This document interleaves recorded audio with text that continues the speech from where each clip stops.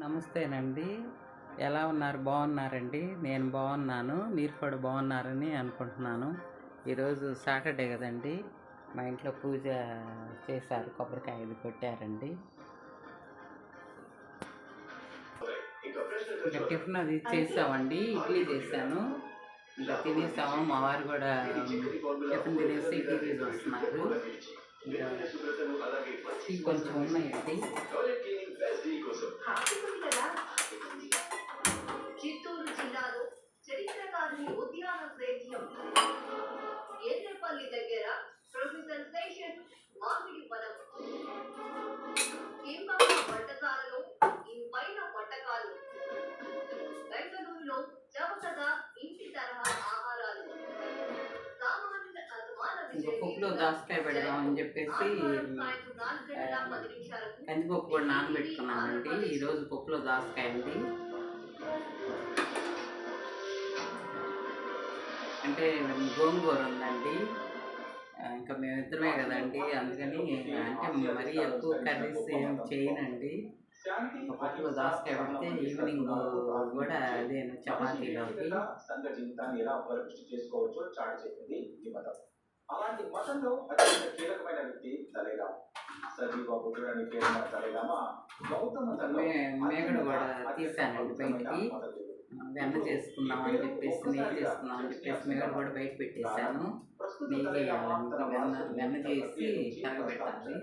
చైనాకు శాసిస్తూ ఈ ప్రక్రియలో తాము నేతృత్వం వహిస్తున్న ట్రస్ట్ కు మాత్రమే అధికారం ఉందని తేల్చి చెప్పారు. ఇందులో మరెవరి జోక్యం ఉండబోదని తేల్చి చెప్పారు. ఇందులో మరెవరికి జోక్యం చేసుకునే అధికారం లేదని స్పష్టం చేశారు. దీనికి భారత ప్రభుత్వం కూడా మద్దతు ప్రకటించింది. అయితే చైనా మాత్రం దలైలామా వారసుడికి తమ ఆమోదం ఉండాల్సిందే అని తెలిపింది.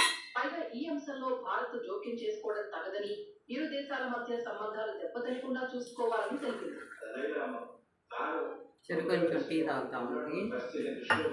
మా వారికి ఇవ్వాలి. ఎంచుకోవాలనేటువంటి ప్రక్రియను కొనసాగించడం జరుగుతుంది. దీన్ని చైనా కమ్యూనిస్ట్ పార్టీ నిర్ణయిస్తా ఉన్నటువంటి ఏదైతే గార్డెన్ ఫోర్ గ్రాండ్ ట్రస్ట్ ఉన్నదో దానికి భిన్నంగా చైనా కమ్యూనిస్ట్ పార్టీ జోక్యం చేసుకున్నదాన్ని బీజింగ్ బేఖాతరు చేసింది. తమకు వ్యతిరేకంగా తిరుగుబాటు కళం వినిపిస్తున్న వారిపై ఉక్కుపాదం మోపింది. ఈ క్రమంలోని 1959లో దలైలామా భారత్కు చేరుకుని అప్పటి ప్రధాని నెహ్రూను ఆశ్రయించుకున్నారు. ఆ సమయంలో ఆయన వయసు 24 ఏళ్లే. ఆయనతో పాటే దాదాపు 80,000 మంది భారత్కు చేరుకున్నారు. దలైలామా సహా వీరంతా హిమాచల్ ప్రదేశ్ లోని ధర్మశాలలో ఆశ్రయం పొందుతున్నారు. అక్కడి నుంచి టిబెట్ ప్రవాస ప్రభుత్వాన్ని నడుపుతున్నారు. దలైలామా చైనాపై వ్యతిరేక గళ వినడమే ఆయనపై ఆ దేశ కోపానికి కారణం.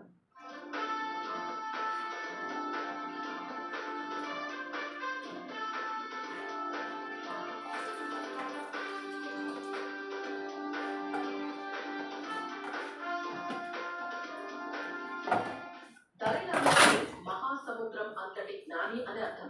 దలైలామాకు 600 సంవత్సరాల చరిత్ర ఉంది. వీరికి వజ్రయాన బౌద్ధ మతం. దలైలామా హోదాలో అంతరించరని, వారికి పునర్జన్మ ఉంటుందని నమ్ముతారు.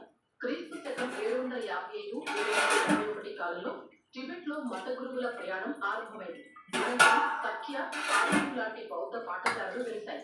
13వ శతాబ్దంలో కార్గ్యూ పాఠశాలలో లామాలు పునర్జన్మ పొందుతారనే సంప్రదాయం ప్రారంభమైంది. 14వ శతాబ్దంలో మిక్సీలో వేసేదాన్ని కదండి. మిక్సీలో జార్లో వేస్తే కింద కారిపోతుందండి, అందుకని మిక్సీలో ఇట్లా చేత్తోనే చేస్తాను. అంటే కొంచెమే కాబట్టి బేగడ. అవకాశం వచ్చింది. అయితే వీరిద్దరిని దలైలామాలుగా చనిపోయిన తర్వాతే గుర్తించారు. 1911-12లో చైనాలో తిరుగుబాట్లు జరిగిన క్వింగ్ రాజవంశం గద్దెదిగింది. దీంతో టిబెట్ లోని వీరి సామంతులు అధికారం వీడాల్సి వచ్చింది. అప్పుడే వారు టిబెట్ ను పాలించాలని కోరుతూ 13వ దలైలామాకు లేఖ రాశారు. వారి అభ్యర్థన మేరకు ఆయన టిబెట్ లోని లాసాకు తిరిగి వచ్చి ఆధ్యాత్మిక గురువుగానే కాక పాలనా పగ్గాలు తీసుకున్నారు. ఆయన 1933లో మరణించగా 4 ఏళ్లకు 14వ దలైలామాను ఎంపిక చేశారు.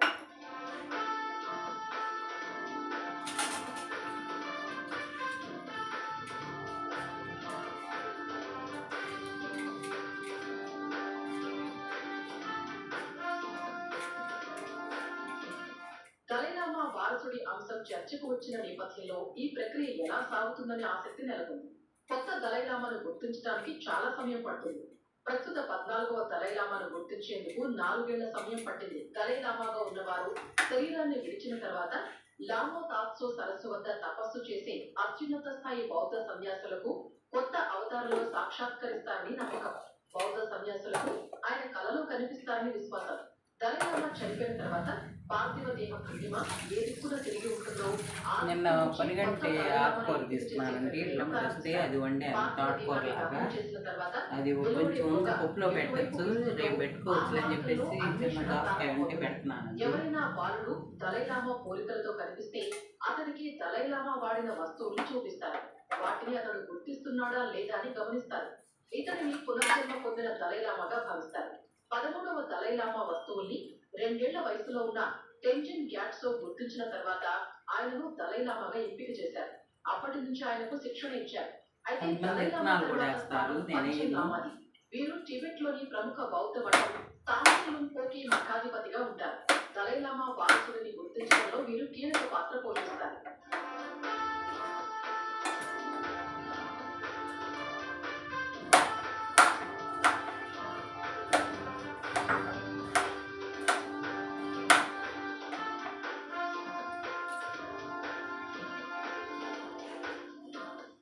దలైలామా తన వారసుడి ఎంపిక ప్రస్తావన చేసిన నేపథ్యంలో ఇది భారత్ చైనా మధ్య మాటల యుద్ధానికి దారితీసింది. తన వారసుడి ఎంపికలో ఇతరుల జోక్యం ఉండదని దలైలామా పరోక్షంగా చేసిన వ్యాఖ్యలు చైనాను ఉద్దేశించినవి. ఆయన ప్రకటనకు భారత్ కూడా మద్దతిచ్చింది.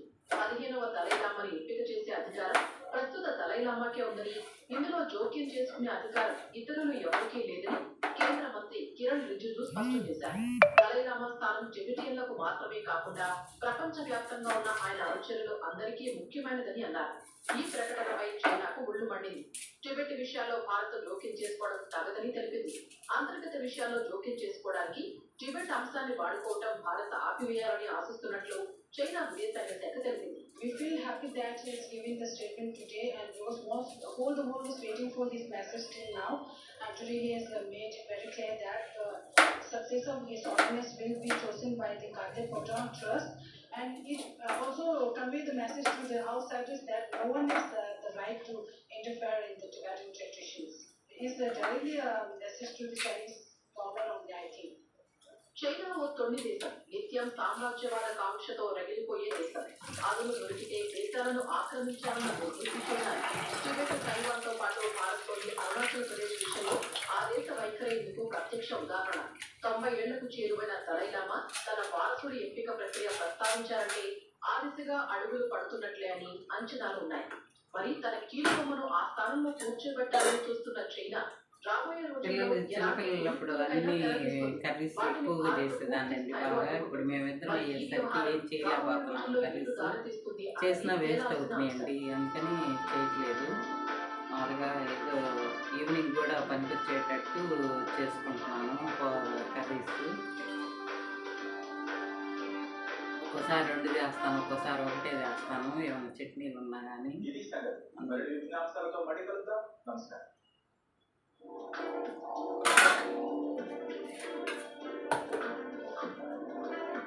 Swimming pool, cottages, cricket net, kids play area, ఎన్నో సదుపాయాలు ఉన్నాయి. ఒక్కసారి ఫ్యామిలీతో విజిట్ చేసి ఈ సంతోషంలో మీరు భాగస్వాములండి.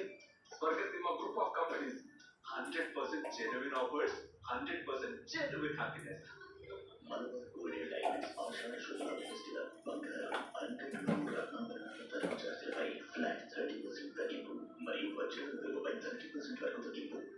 గోల్డెన్ డైమండ్స్ మీ జీవితం సంబరాలతో అంబరాన్నంటాయి.